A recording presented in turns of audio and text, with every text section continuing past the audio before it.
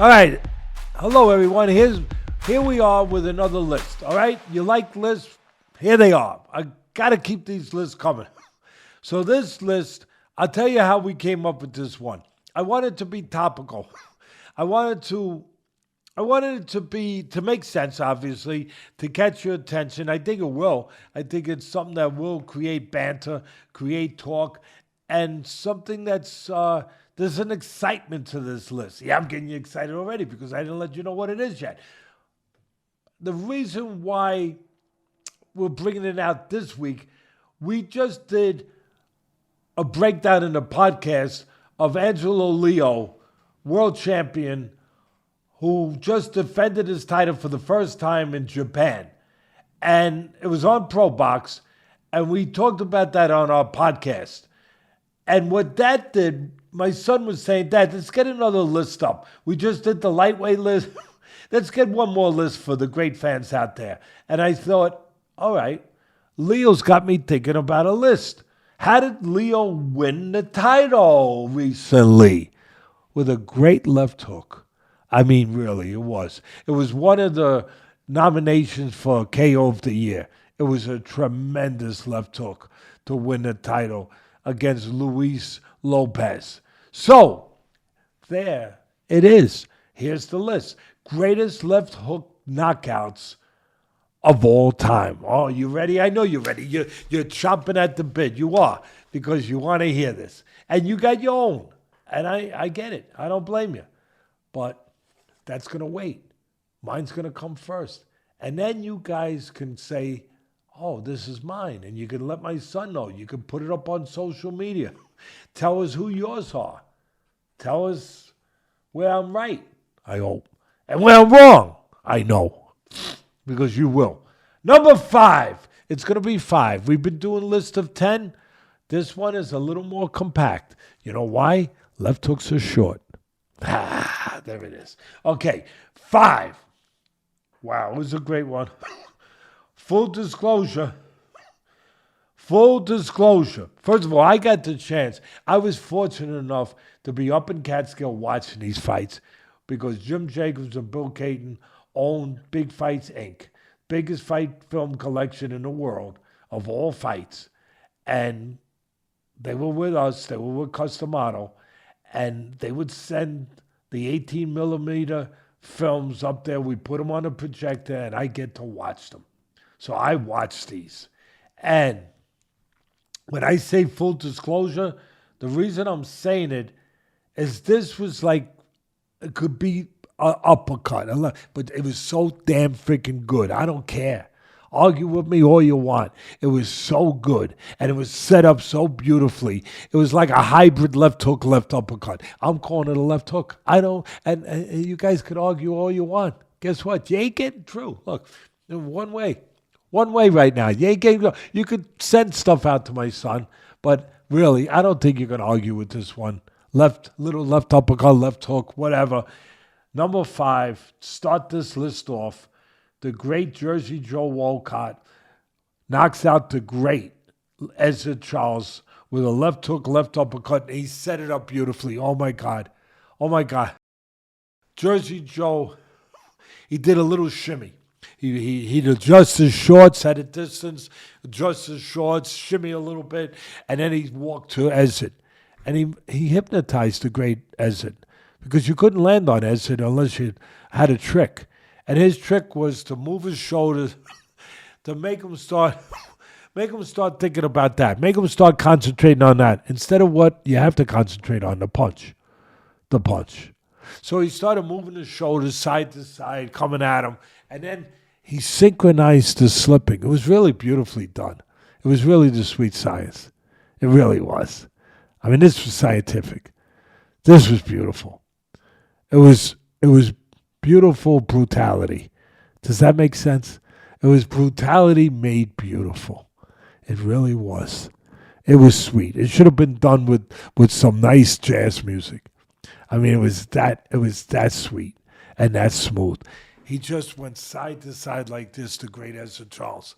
And then when he got close to the great Jersey Joe. And when he got close to the great Ezra Charles,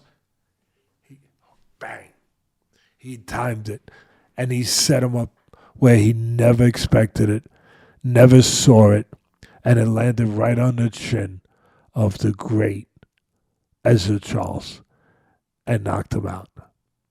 Two great fighters fighting each other, and you have to really work hard to catch a great fighter with a punch like that. And Jersey Joe set it up beautifully. Again, he just moving his shoulders like this. He synchronized it. He knew exactly what he was going to do. And just at the right time, when it was the right time and it was right range with Ezra Charles, bang. And he catches him. What a punch. What a knockout. What a fighter. Two great fighters. Number 4, a real-life Rocky moment. Really, real-life Rocky moment. Like Rocky from the movies. Yeah. Mike Weaver, 15th round, back in the day. I remember watching it. Back in the day when they went 15 rounds versus Big John Tate, who was undefeated. And Weaver's losing the fight. Tate's way ahead. He's only got to finish out the 15th round. I don't know how many seconds are left in the 15th round, but he's only got to finish the 15th round standing, and he remains heavyweight champ of the world. And Mike Hercules Weaver catches him a left hook. And you know when you know a guy is really ain't getting up, bud? When they fall face first. Lights out. And yeah. John Tate, I mean, he was out cold when he got hit. And Big John Tate from Tennessee, he just fell flat down. That was a real-life Rocky moment. And he had a bunch of losses, Weaver, right? That could be another future list of guys with a lot of losses to win world titles. It will be a list. It will be. Coming soon to a town near you. All right, number 3. Everyone knows this one. Everybody knows it was. I made an exception. Yeah, I'm allowed to. I'm the boss of this. I know a lot of people. I'm allowed to. I made an exception. This was not a knockout, but it was a great left hook, and it was during a historic fight, the fight of the century. Joe Frazier, 15th round versus Muhammad Ali, drops the great Muhammad Ali, both undefeated at the time. That was, I had to put it in there. Yeah, it wasn't. It's the one that's not the knockout in there. Okay, go ahead. Say whatever you want. I'm the boss. The boss can do that once in a while. Every once in a while. Right, Bud? You worked in the NFL 15 years. You might have your thoughts, but when the GM said, nah, we're going to draft this guy, that's who. That's who you're drafting. Hey, that's why I'm in the basement and you're upstairs. No, you're never in the basement. maybe physically, but not spiritually. Not where it matters. Where it matters, you're in the penthouse. Where it matters, you're right here in my heart, your family's heart. And I think the heart of more and more fight fans out there that are really starting to fall in love with you. I think they are. I really do. And it's not just a pretty face. It's more than that. Definitely a pretty face. Definitely a prettier face than his father. Before you continue on to number 2, and I don't know if he's going to be there again on 2 or 1, but I'm glad you made the exception, because if he's not there, how do we have a left hook list and Joe Frazier's not on it? That's 100%. You can't. You almost can't. I mean, here's smoking Joe Frazier, the left hook machine. That's right. Number 2. Wow. And I was close to this man. I was close to him. I had my amateur fighters fight his amateur fighters quite often. 45 years ago, whatever it was, up in Catskill. He was a couple exits away off the New York State Thruway. I can't remember the town he was in, but he He was a fighter of my mentor. We both had the same mentor, Customato. He has to be on this list. Not because of that, but because of this. Because of not only, just the visual of this knockout. You see a guy laying on the floor and his foot's twitching. Literally. His left foot literally was twitching when he got knocked out.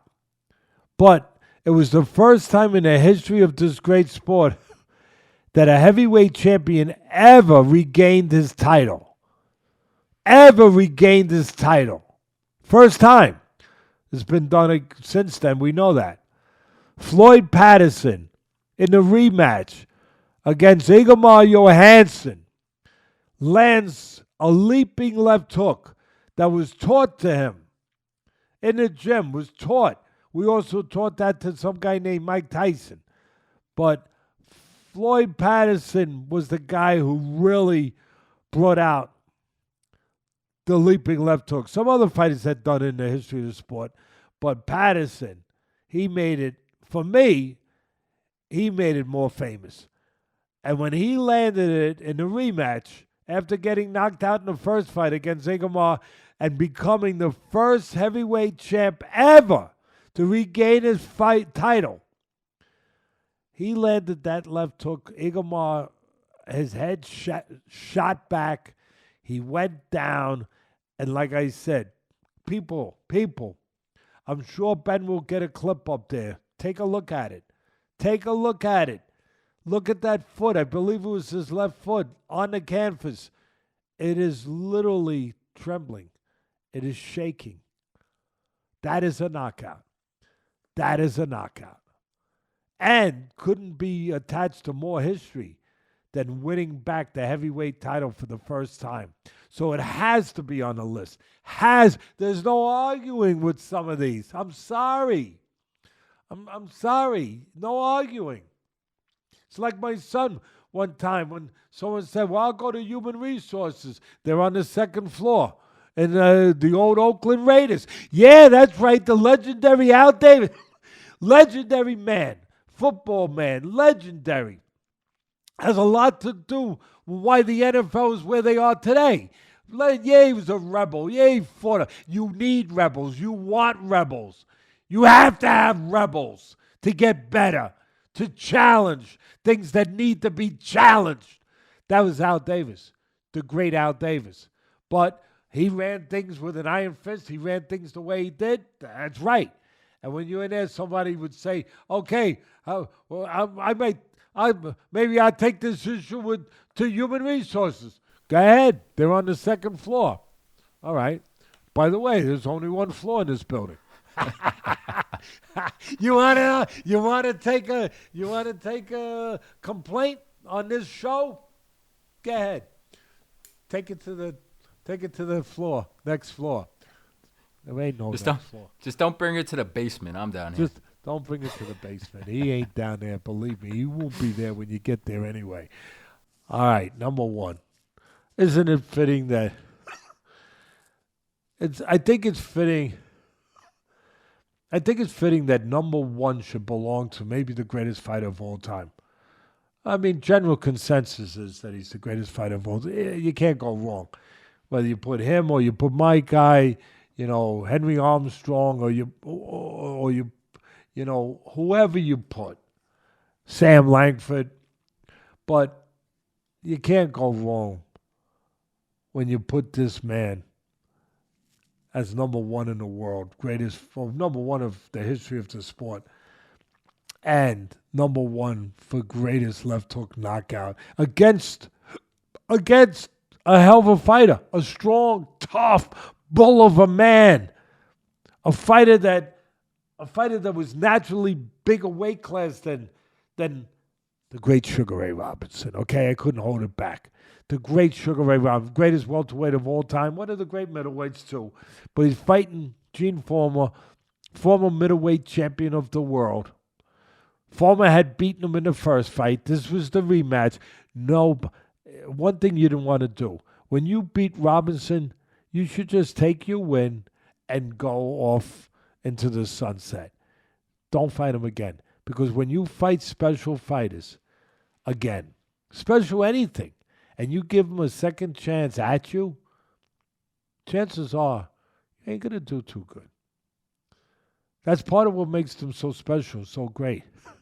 They will correct what was wrong. They will find what has to be found to change it. You were fortunate enough, lucky enough to be good enough to beat Robinson the first time. Get out of town. Go on a vacation.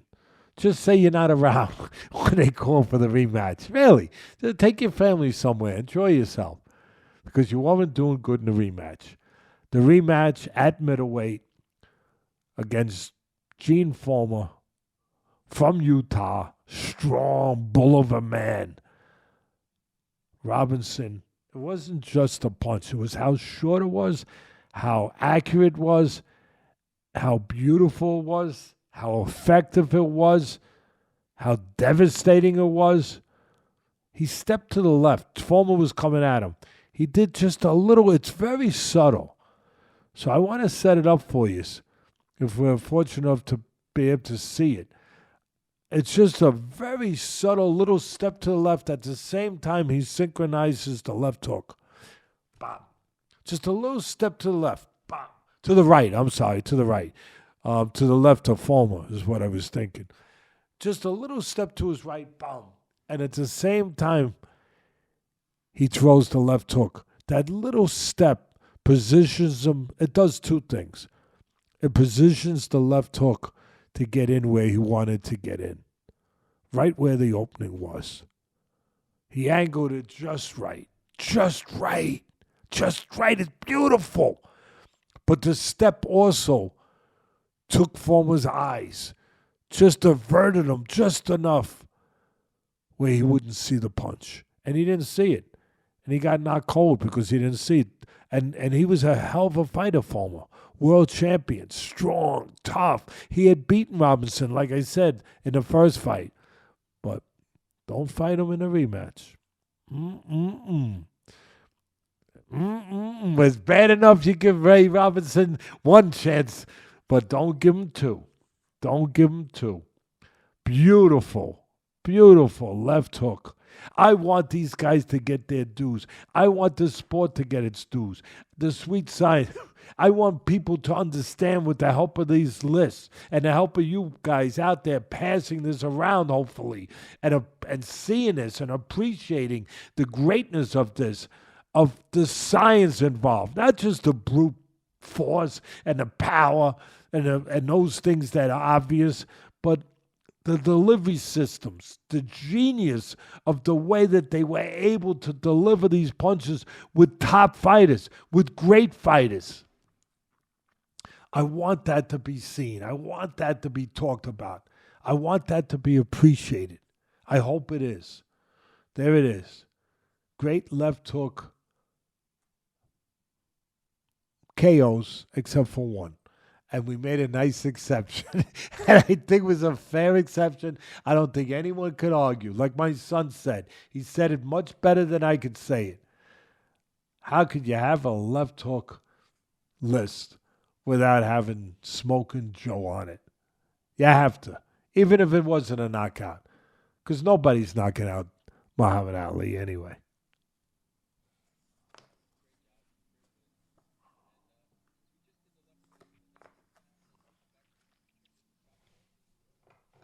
Yeah, maybe. Maybe. You know, that's an interesting question you throw out there, Bud, because there's not as many southpaws as there are orthodox fighters. We get that. And it's not acclaimed. It's not part of the legend. You know, left hook is part of the legend, whether you're talking about Mexican fighters, whether you're talking about, whether you're talking about fighters from a certain era. But one of the things you think about in boxing, one of the things that jumps out is left hook. You know, like nobody mistakes that. You know what I mean? You say left hook. Oh, what fight are you talking about? Oh, where, when? You know, and So left hook has its own connotation. It's got a very strong connotation. Left hook. That's a really interesting point you bring up, Bud, because nobody's talking about right hooks. So, it's left hook. Is like nobody's talking about, who's got a good right hook? Who's a southpaw hook? Matter of fact, if you tell the old timers right hook, they look at you, they say, there's no such thing as a right hook. There's only a left. They would. They look at you. Oh, excuse me, sir, but, from a southpaw. Oh, those guys. Those guys. Okay, yeah, you young whippersnapper, you. But, it's left hook. So it would be interesting to really kind of venture down that road, if you will, and look at the great southpaw right hooks that have created knockouts. That would be not nearly the same list as the left hook. I mean, not nearly, and we'd probably have to really scourge a little bit the earth to find the right ones. But and you wouldn't. And one thing, the fans couldn't complain about the 1700s with me with this and say, "Oh yeah, Teddy, who you got from the 17th?" He's a wise guy. Who you got from the 17th? Plenty of great ones. Don't worry about it, pal. But who do you got from the 1700s? Who you got from the 1800s?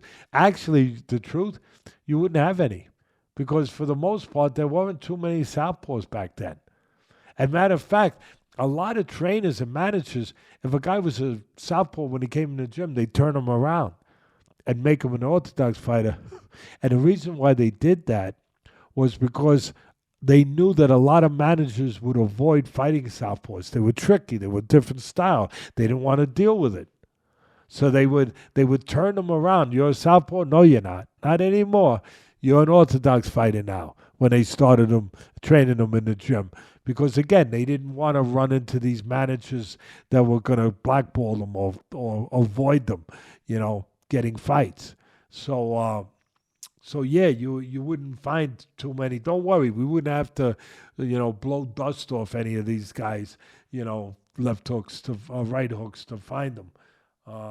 But that's an interesting thought too. Is that a lot of fighters that they were converted.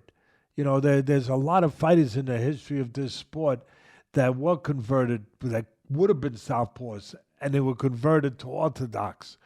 Yeah, that would be a great list. Or switch hitters. I love watching today's game, Terrence Crawford switching back and forth. He's one of the great ones. He really is. He goes down. He would fit in. I'll tell you, I wonder if Lou Tendler if he had any sensational knockouts. He was a southpaw who was a great southpaw. I wonder if he had any. But we wasn't would find the 1700s, was he? Man, he was. It was a few You years found ago. one. Not quite that far back, but Lou Tendler was one of the greats. He was one of the greatest fighters ever, and a southpaw to never win a world title. He fought everyone. He was a tremendous fighter. I'll tell you one we would find. We'd find one for Marvin Hagler. Absolutely. A marvelous one.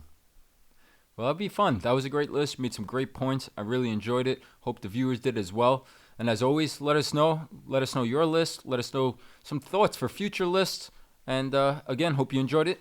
Join us next week for more historic content lists.